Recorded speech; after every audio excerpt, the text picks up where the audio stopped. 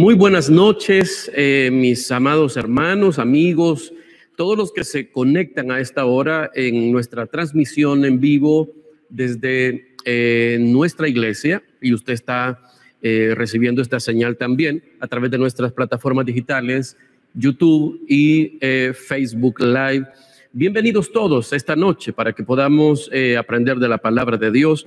Ya hemos adorado y al final también le quiero presentar a un amigo mío que va a cantar una canción muy especial, así que quédese ahí donde está. Y antes de comenzar a predicar, quiero que oremos, que le pidamos al Señor que nos bendiga y que nos hable. Padre, en el nombre de Jesús, gracias por la oportunidad, Señor amado, de congregarnos de esta manera. Te bendecimos a ti y gracias por la oportunidad de haber podido adorar tu nombre. Esta noche te queremos rogar, Señor, que tú nos hables. Toma el control de este momento y, Señor amado, te rogamos que abras los ojos de nuestro entendimiento. En el nombre de Jesucristo, amén, amén. Ok. Esta noche continuamos con la segunda parte del tema, las 5 pruebas de un vencedor.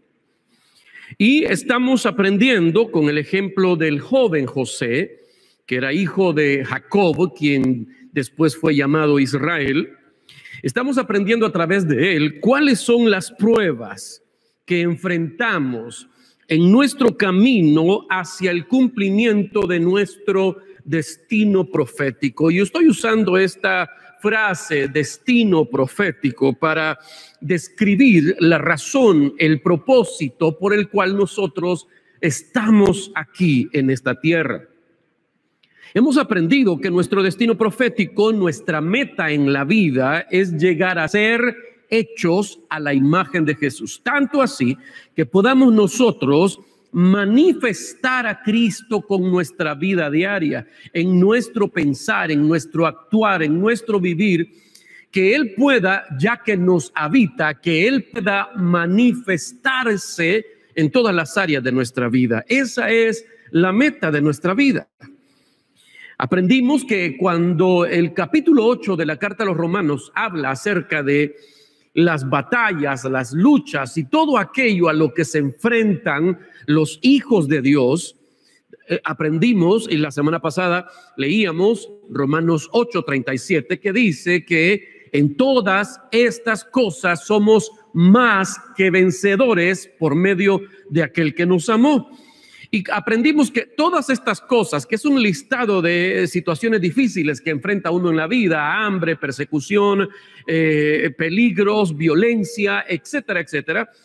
Todas estas cosas difíciles que enfrentamos, dice la Biblia que Dios nos ha capacitado para ser más que vencedores en todas estas cosas. Pero todas estas cosas se nos vienen encima. Todas estas cosas se nos oponen en el camino para que nosotros no logremos llegar a nuestra meta de vida. ¿Cuál es? Mostrar a Cristo. Pero el versículo dice que el Señor nos hace más que vencedores en todas aquellas cosas, en todas aquellas circunstancias que se nos oponen para no poder mostrar a Cristo en nuestra vida. Así que nosotros que hemos descubierto por la revelación de la palabra de Dios cuál es nuestro propósito de vida, mostrar a Cristo con nuestras acciones diarias, no podemos ir por otro rumbo o por otro camino. ¿Sabe? Cuando se ignora el propósito de algo, se abusa de ese algo y terminamos dañándolo. Le ponía el ejemplo hace algunos días de que a veces usamos las sillas no para sentarnos, sino para otras cosas, incluso para subir un escalón o para usarlo como escalera, por ejemplo, y a veces terminamos dañándolas. Cuando uno ignora el propósito de algo, abusa de ese algo y termina dañándolo. Por ejemplo, no sé si a usted tuvo ese problema cuando era niño, que usaba los zapatos de vestir, de ir a la escuela todos los días para jugar fútbol a la salida de la escuela.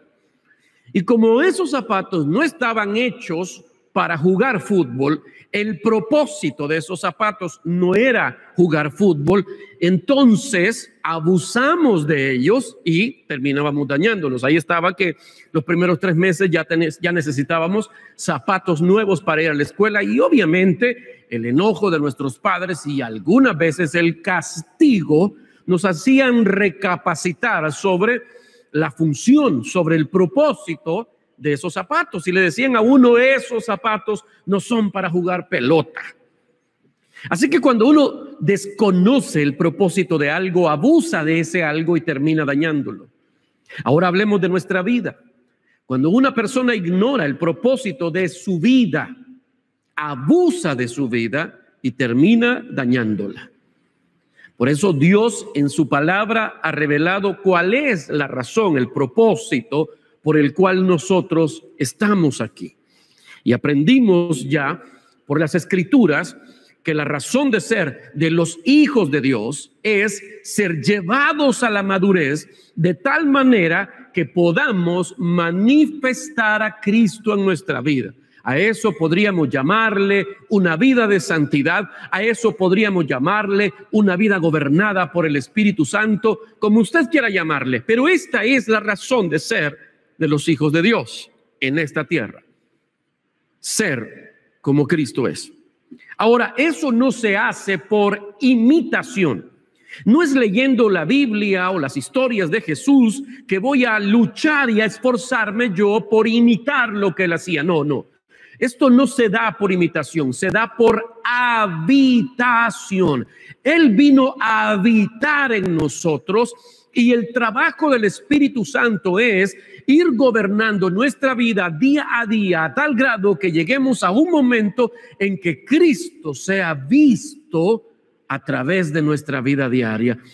Juan el Bautista dijo estas palabras extraordinarias: es necesario, hablando de Jesús, es necesario, dijo, que Él crezca y que yo mengüe. Ese debería ser la mentalidad de los hijos de Dios. Que nosotros menguemos, que vayamos haciéndonos pequeños, que nuestra humanidad y nuestros planes, nuestros proyectos, nuestra vida egoísta vaya desapareciendo y que Cristo vaya haciéndose grande en nosotros, a tal punto que no nos quede otra alternativa que mostrarlo en nuestra vida de todos los días. Así que la semana pasada, en el ejemplo de José, vimos la primera prueba que él enfrentó en el camino hacia su destino profético. Él llegó en un momento de vida a ser el gobernador de Egipto, llegó a reinar. En su camino tuvo que enfrentar pruebas. Y de esta vida de José estamos aprendiendo nosotros cuáles son las pruebas que también nosotros vamos a enfrentar en nuestro camino a reinar en esta vida, manifestando a Cristo. La primera prueba de la que aprendimos de José en la semana pasada fue la prueba del orgullo. Y aprendimos en esta prueba que enfrentó José el valor de la humildad. Aprendimos qué significa la humildad y los beneficios que la humildad nos trae. Así que esta noche continuamos con la segunda prueba que José enfrentó en su camino al trono. La segunda prueba de un vencedor es la prueba del servicio. La Biblia dice que después de que sus hermanos se enojaron con José por los sueños que él tenía y porque él era un muchacho que le gustaba poner en mal a sus hermanos con sus padres. Por esa razón él era el favorito de la casa y todos los demás eran malos ante los ojos de sus papás, porque José se encargaba de ponerlos en mal siempre. Así que sus hermanos enojados primero planean matarlo y después cambian de opinión y lo venden a un grupo de mercaderes de esclavos que iban pasando por ahí. Lo venden como esclavo y van y le cuentan a su padre que a José se lo comió una bestia en el campo. Así que él va ahora vendido como esclavo hacia la tierra de Egipto. y ahora está ya en el mercado de esclavos. Y la Biblia dice que un funcionario del gobierno de Egipto llamado Potifar va a buscar esclavos para el servicio de su casa y se encuentra con José y le pareció una buena oferta, lo compró, se lo llevó a su casa para que le sirviera en su casa. Tuvo que haber sido un cambio drástico porque José era el mimado allá en su casa. José era el especial en su casa. Le hacían la comida que quería, le compraban la ropa que él quería. Tenía todo lo que él pedía en casa. Ahora tenía que ser no empleado, tenía que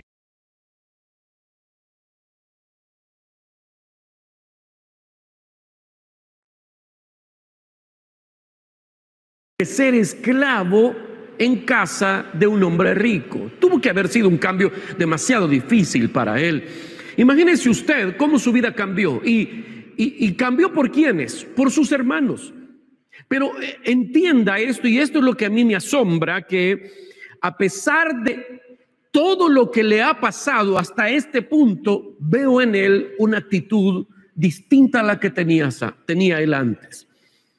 Quiere decir que esta situación difícil que él estaba enfrentando comenzó a producir quebrantamiento en su vida y comenzó a provocar cambios. Porque mire, uno cambia en la vida por algunas razones. O uno se educa, va a la universidad y entonces o empieza una educación formal, el bachillerato, la escuela, la universidad, y a uno ahí aprende ciertas cosas que son necesarias para la vida y uno como que va educándose un poquito, aunque eso no lo es todo, pero uno cambia cuando se educa. Dos, uno cambia cuando tiene experiencias dolorosas. Y número tres, uno cambia por la obra de Dios en nosotros a través de su Espíritu Santo.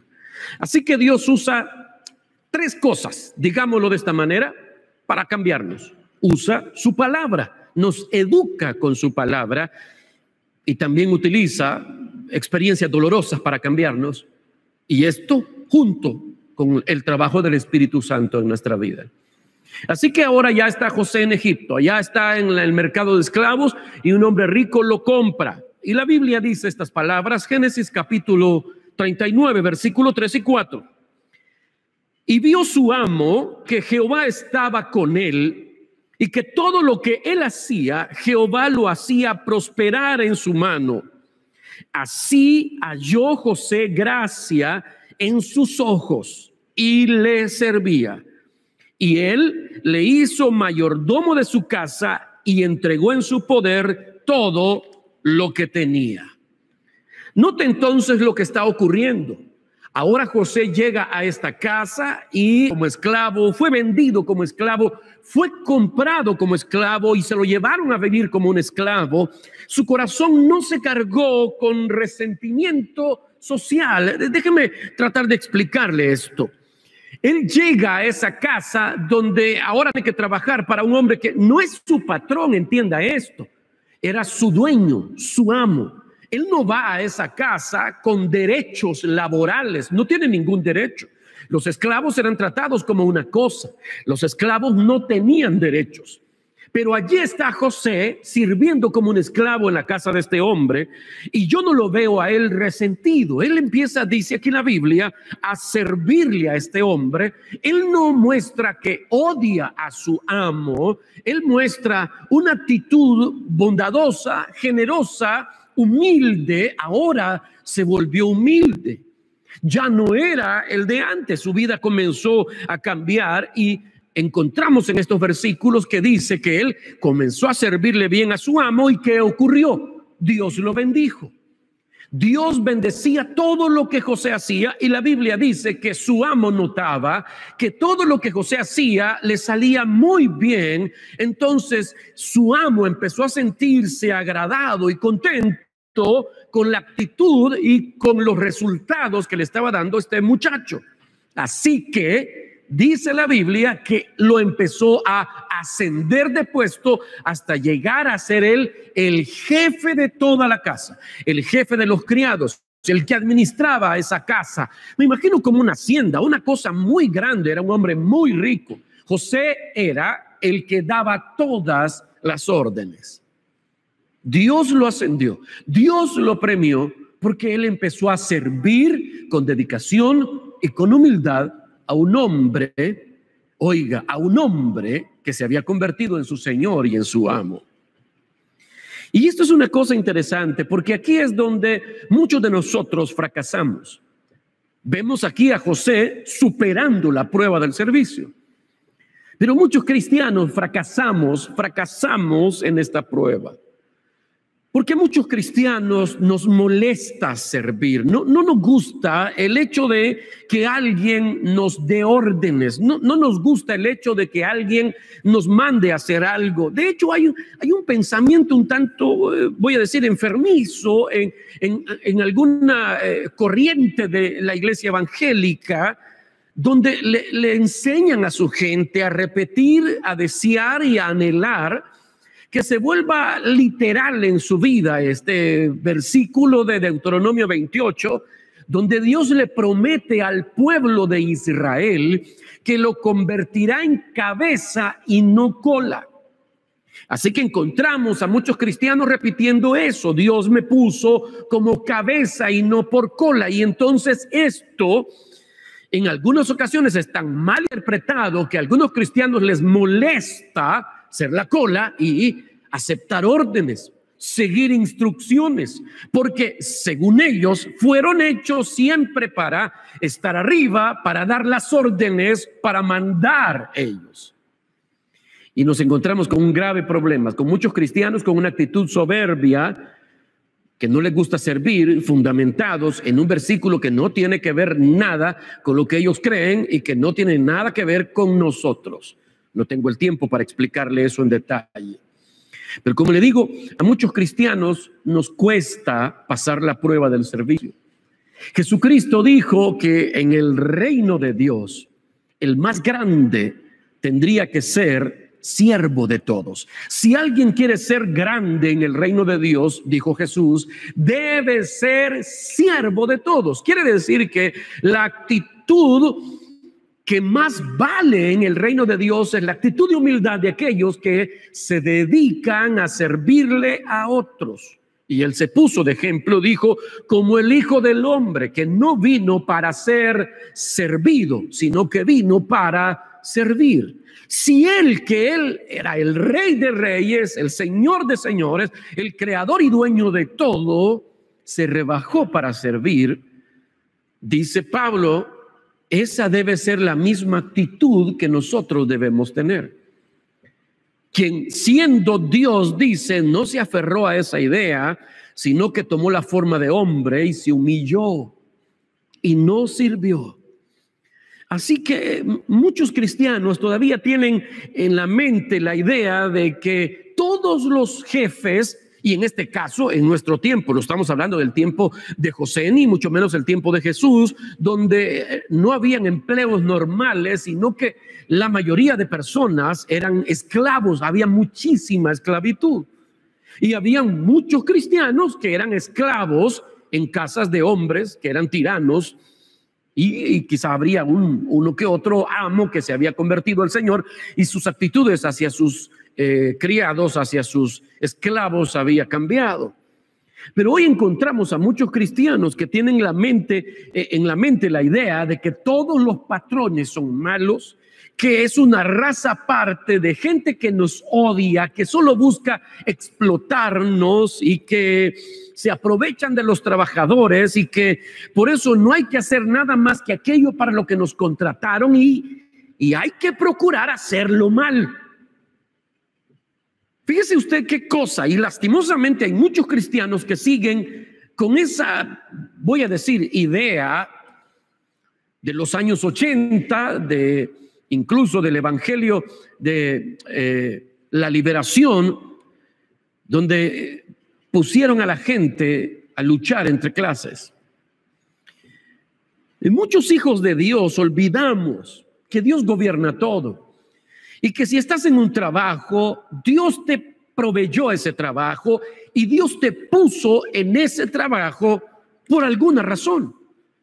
Ahora, entendemos esto. La Biblia dice que nuestro desempeño en nuestro trabajo y la actitud con la que hacemos nuestro trabajo sirve de testimonio a los demás de quién es el que nos habita. Quiere decir que una de las maneras en que mostramos que Cristo vive en nosotros es la manera en que hacemos nuestro trabajo. Proverbios 22:29 dice: ¿has visto a un hombre diligente en su trabajo?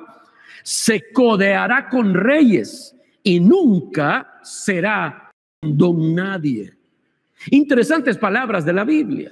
Dios está diciéndonos aquí que quiero que recuerde, se lo vuelvo a recordar, mucho del trabajo del Antiguo Testamento era a través de la esclavitud. Eran personas que no tenían derechos, pero que su actitud hacia el trabajo les había permitido conseguir beneficios que Dios se los daba, tocando el corazón de sus amos para que fuesen promovidos, premiados y prosperados aún en esa condición terrible en la que vivían.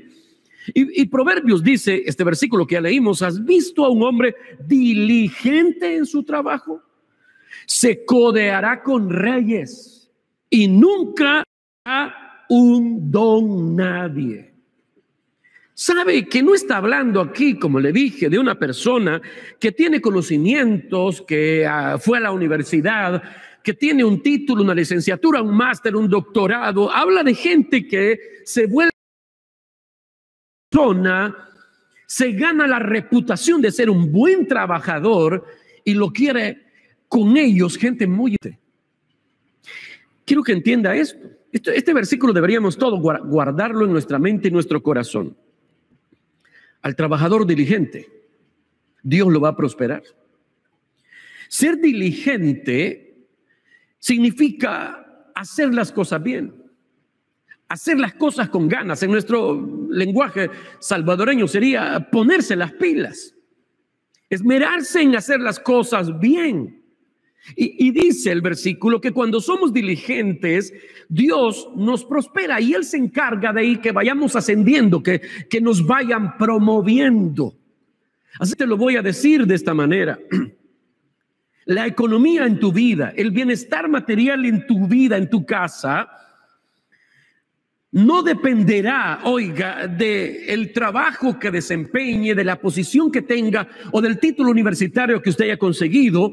El éxito en tu trabajo, el éxito en tu negocio te lo va a dar Dios. Pero Él, para dártelo, espera verte trabajando con diligencia. Generalmente, yo entiendo, a veces hay situaciones que ameritan que los trabajadores reclamen derechos que les han sido negados, pero mucha de la gente, la mayoría de la gente que uno ve a veces en la calle, no todos, pero la mayoría de las personas que uno ve en la calle tirando piedras, quemando llantas, peleando contra la clase opresora, la burguesía, como le han llamado el patrono que abusa del empleado. La mayoría de esas personas que promueven todos esos bochinches es gente haragana, que llega tarde a trabajar y porque él es el jefe del sindicato, hasta los jefes le tienen miedo. Es gente haragana que su único trabajo es armar bochinches. ¿Sabe? Conozco gente afiliada a sindicatos, son fans del relajo, que viven en la pobreza siempre, porque la pobreza la tienen aquí en la mente y en el corazón. Usted, como hijo de Dios, debe entender que su riqueza, su bienestar y su prosperidad no viene del gobierno, no viene de su trabajo, no viene de su empleador, viene de Dios. Y cuando Dios ve a un trabajador diligente, dentro de un tiempo, Dios se encargará de promoverlo. Dios se encargará de que se codee con reyes y que no sea un don nadie. Quiere decir que si confiamos en Dios y lo hacemos y hacemos las cosas a su manera, Dios te va a prosperar sin importar el medio en el que tú vivas y el medio en el que te desempeñes.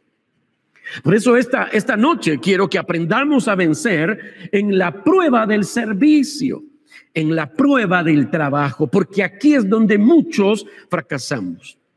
Quiero que aprendamos esta noche principios bíblicos para ser bendecidos en lo que hacemos. Si le prestamos atención a estos principios, cuando usted vuelva a trabajar, si está en cuarentena, si no ha trabajado estos días a causa de la cuarentena por la pandemia, si usted le presta atención a estos principios, cuando salga de la cuarentena, usted va a ver a Dios, abrirle puertas, bendecirle. Si vive estos principios, Dios te va a prosperar, porque Dios quiere bendecirte en lo que haces, porque Él quiere manifestarse a los demás a través de usted, a través de lo que usted hace todos los días. Marcos 16, el versículo 15 en adelante, cuando habla acerca de la gran comisión, leemos palabras como: id por todo el mundo y predicad el evangelio a toda criatura. Y entendemos ese verbo de id, eso lo entendemos como un mandato de dejar lo que estoy haciendo e irme en una misión especial, dejar lo que hago diariamente e irme y dedicarme a predicar el evangelio a toda criatura. Pero para eso sería necesario que todos los cristianos dejaran de trabajar en lo secular y se dedicaran a evangelizar, y Dios no quiere eso. El asunto es que la traducción literal de ese versículo no nos la ponen en el español tal cual es en la mayoría de nuestras Biblias, porque ese verbo tiene un tiempo que no existe en el español. Es un presente continuo, no existe en el español. Así que la traducción literal de ese versículo sería: mientras van yendo, prediquen el evangelio a toda criatura. O sea, Dios está diciendo que no necesitas dejar tu trabajo secular para ser un ministro, para ser un predicador, un siervo, un misionero suyo. Dice: mientras vas yendo, mientras vas trabajando, mientras vas estudiando, mientras vas viviendo tu vida diaria, debes de predicar el evangelio con tus palabras y con tu vida. Debemos entender que estamos aquí para cumplir nuestro destino profético, que es manifestar a Cristo en todo lo que hacemos. Así que Dios quiere manifestarse en tu vida, a través de tu vida, en lo que haces. Así que aquí están los tres principios, rápidamente se los voy a mencionar. Tres principios bíblicos para poder ser bendecidos en aquello que hacemos. Número 1, trabaje con entusiasmo. Trabaje con entusiasmo. ¿Qué significa eso? Significa hacerlo con pasión, ponerle ganas. No importa si su trabajo no es el trabajo que usted quisiera, no importa si no te gusta tu trabajo, no importa si es un trabajo a medio tiempo, no importa si es un mal trabajo. Si usted le pone empeño a su trabajo, usted está honrando a Dios. Mire lo que la Biblia dice, Eclesiastés capítulo 9, versículo 10. Y todo lo que te venga a mano, hazlo con todo empeño. Lo leo una vez más. Y todo lo que te venga a mano, hazlo con todo empeño. Note eso. Dios te dice que le pongas empeño. Otra versión dice que lo hagas con entusiasmo. Que tengas, significa eso, que tengas una buena actitud cuando estás haciendo tu trabajo. El entusiasmo proviene no de el que haces, o como le digo, a veces nosotros nos entusiasmamos solamente cuando nos toca hacer aquello que nos gusta, pero en la mayoría de los casos en nuestros países latinoamericanos uno termina trabajando en lo que sale. Hay gente que estudia para una carrera y pues no hay trabajo de esa carrera, terminan haciendo otras cosas. Entonces no es el trabajo de su sueño. Así que como no es lo que ellos querían hacer, entonces no le ponen tanto entusiasmo. Pero debemos entender que el entusiasmo se basa en el por qué estás trabajando, no en lo que estás trabajando. Así que no es importante el trabajo, no importa si no tienes el trabajo de tus sueños. Ya leímos en la Biblia que la diligencia, que una buena actitud, que el entusiasmo nos va a abrir las puertas para ser promovido y Dios nos va a bendecir. De hecho, interesante es que la palabra entusiasmo viene de las palabras griegas en y teos. La palabra en significa estar en algo y la palabra teos significa Dios. Así que entusiasmo, la traducción literal sería en Dios. Significa entonces que ser entusiasta es estar en Dios. Quiere decir que la pasión para vivir la vida, la pasión para hacer lo que hacemos todos los días, no proviene de lo que haces, proviene de quién estás. Quiere decirlo, oiga, que no tiene nada que ver con el trabajo, tiene que ver con una relación que uno tenga con Dios. Así que, ¿cómo es que se llega a ser un entusiasta en la vida, en el trabajo, en el deporte, en lo que uno hace? ¿Cómo se llega a ser un entusiasta? Bueno, dejando a Dios entrar a tu vida. Quiere decir que los hijos de Dios tienen en sí mismos todo el poder para ser y para actuar con entusiasmo, para actuar de manera positiva en el trabajo que desempeñan. ¿Por qué? Porque Dios ya está en ellos. Oiga, así que si a usted le cuesta tener una buena actitud, porque su trabajo no le entusiasma, porque el sueldo que le pagan ahí no le entusiasma, si a usted le cuesta tener una buena actitud y va a trabajar con mala actitud, de mala gana y hacer las cosas mal, y ahora usted entiende que no debe vivir de esa manera, pero entiende que puede porque Cristo te habita, entonces lo que tiene que hacer es pedirle a Dios, pedirle a Jesús que Él se muestre en usted cuando esté desempeñando su trabajo, y le aseguro que si usted ruega así todos los días, el Señor lo hará. Él lo hará. Primero porque si lo hace usted todos los días, usted vivirá consciente de que no ha tenido la buena actitud, una buena actitud en el trabajo, que eso no está bien y que usted necesita mostrar a Cristo con la actitud con la que usted hace su trabajo. Yo he desempeñado muchos trabajos a lo largo de la vida, pero mi trabajo actual, que es ser pastor, eso describe muchas cosas, tener varias habilidades y tener varias funciones en la vida de las personas, pero podría resumir que mi trabajo es servir. Sirvo a Dios, sirviéndole a los demás. Así que al final de todo, mi trabajo es servirle a la gente, servir a la gente de la iglesia y luego a la gente que no es de la iglesia. Y en esta labor mía, y todos los pastores que me pueden estar viendo estarán de acuerdo conmigo, uno se topa con gente problemática, uno se topa con gente que uno está sirviéndoles, pero actúan con envidia. Uno les sirve, pero ellos actúan con malas intenciones, y uno se encuentra con gente que busca el mal, te busca dañar, y gente que dan ganas de ahorcarlos. Imagínense si agarran a un pastor en un mal día, porque también los pastores tienen malos días, malas semanas, malos meses, malos años. Súmele a un pastor que está frustrado por la economía de la iglesia, porque la gente a veces piensa y tiene la idea general de que los pastores tienen pisto, que no tienen ninguna necesidad. La gente que habla eso no sabe realmente cómo funciona una iglesia y cómo es que las cosas caminan aquí. Pero imagínense un pastor frustrado porque tiene problemas económicos o el cansancio rezagado, frustraciones personales, problemas familiares, problemas con su mujer, con sus hijos y quizás hasta enfermo, y de repente se topa con una de estas personas que está sirviéndole a él y tienen ellos una muy mala actitud hacia lo que ellos hacen.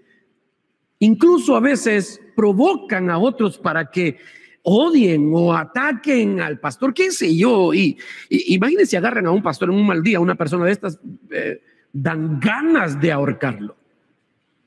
Pero rara vez veo en las noticias que dice, pastor ahorca miembro.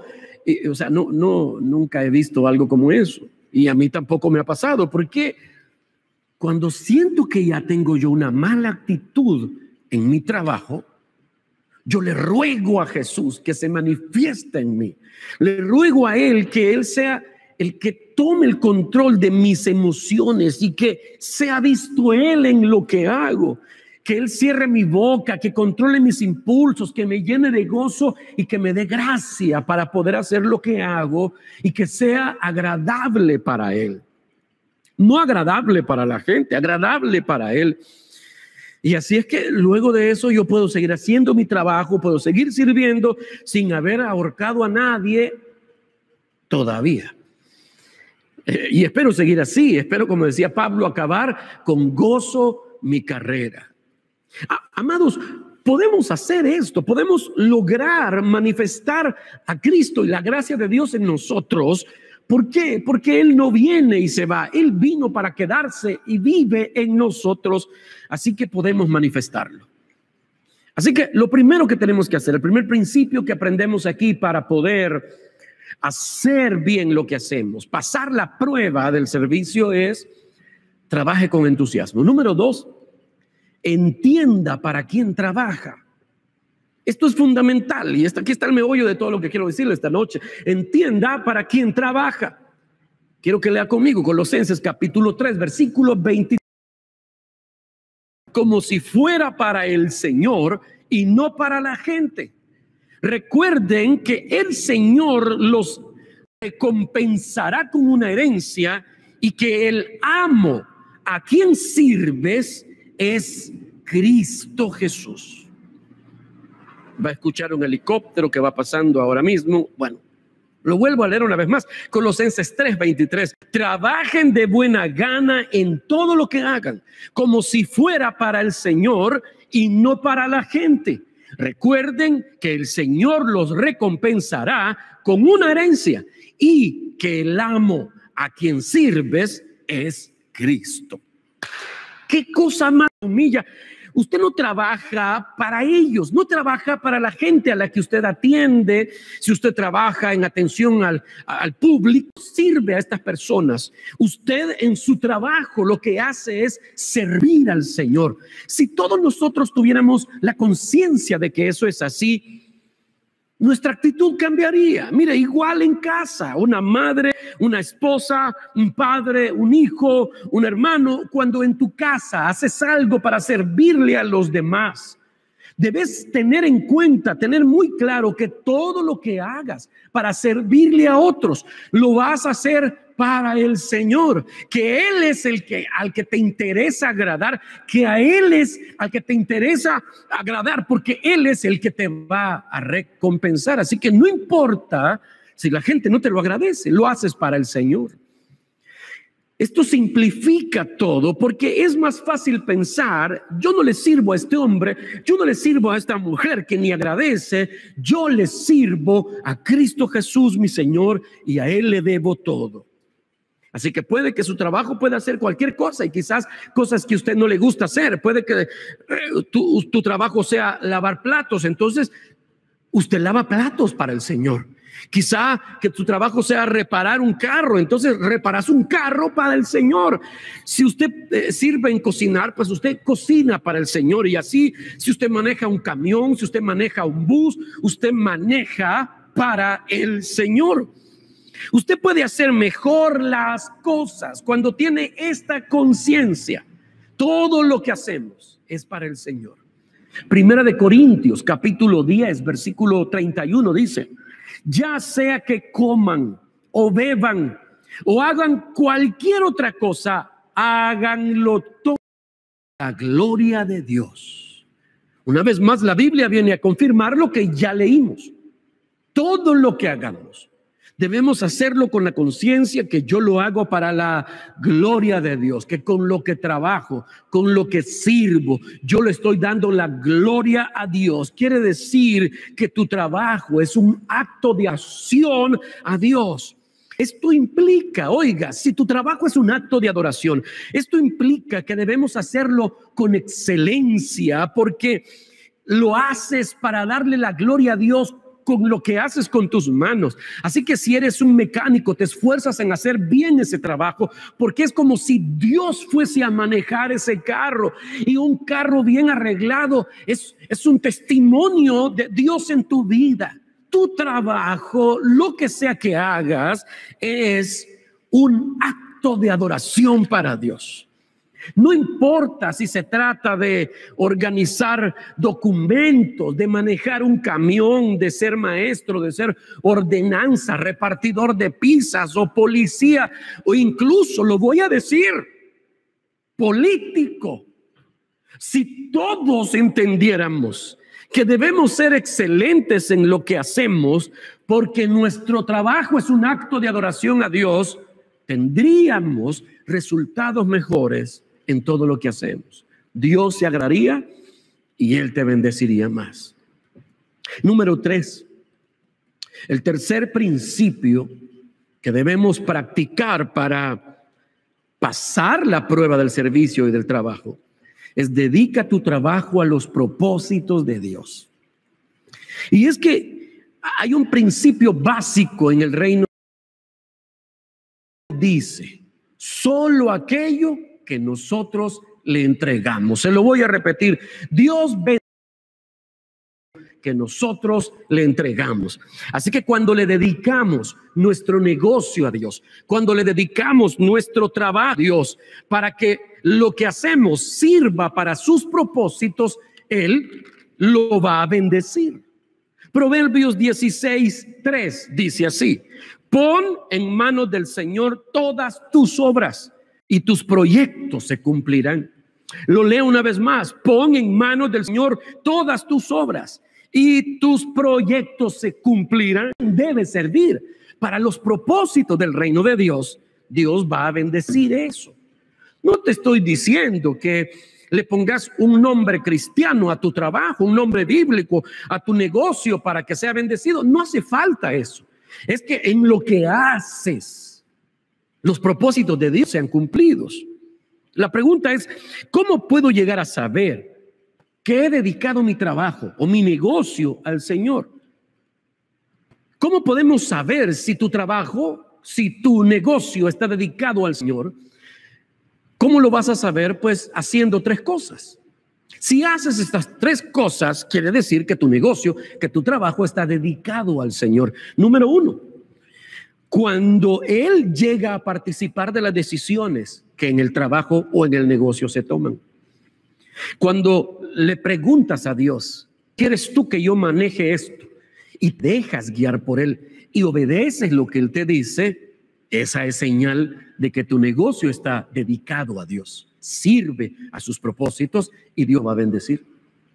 La segunda razón o la segunda manera de saber que tu negocio está dedicado al Señor es cuando apartas del ingreso económico de tu trabajo o negocio para sostener la obra de Dios. Cuando diezmamos, cuando ofrendamos del trabajo de nuestras manos, estamos trayéndole una ofrenda de vida al Señor, y lo que hacemos con eso es que estamos invirtiendo en los negocios de Dios. Todos nosotros quisiéramos invertir dinero en aquello que sabemos que va a producir para nosotros grandes beneficios, pues el reino de Dios, ese es el negocio de Dios. Si invertimos en su iglesia, en la obra que hace la iglesia, Dios te va a bendecir. Lucas 2:49 dice la Biblia: Jesús les contestó a sus padres adoptivos, María y José. Jesús les contestó: ¿por qué me buscan? ¿Acaso no saben que en los negocios de mi Padre me es necesario estar? Dios tiene negocios. ¿Y cuáles son los negocios de Dios? ¿Dónde estaba Jesús cuando él dijo estas palabras? Pues estaba en el templo, estaba con los que servían en el templo. Entonces, eso es el negocio de Dios, el templo. la obra de Dios, la iglesia, que obviamente en este caso el templo no necesariamente es el lugar, pero tiene que ver con el lugar donde se reúne la gente que es la iglesia, los que sirven en la iglesia, los que a tiempo completo se dedican para servir a la iglesia. Ese es el negocio de Dios. ¿Cómo saber si he dedicado mi negocio o mi trabajo a Dios? Número uno, cuando dejas que Él tome las decisiones.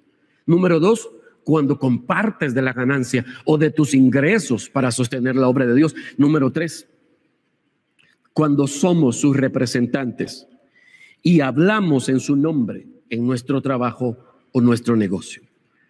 Significa esto que debemos ser luz en nuestro trabajo, en nuestro negocio. ¿Cómo? Dando y con nuestra vida. En cada oportunidad que tengamos, cuando las personas comentan algo, nos dicen algo, nos preguntan algo, o incluso cuando alguna persona te cuenta una intimidad, un problema, una dificultad, Dios te está dando allí una poderosa oportunidad para que tú seas la luz que lo guíe a Jesús.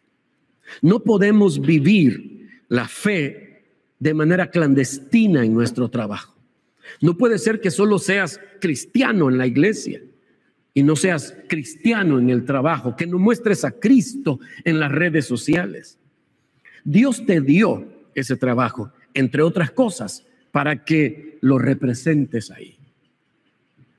Oiga lo que le digo, cuando usted llega a su trabajo, cuando usted llega a su negocio, Cristo va en usted. Usted es el que representa a Cristo allí. Le pregunto, ¿lo ha estado representando dignamente?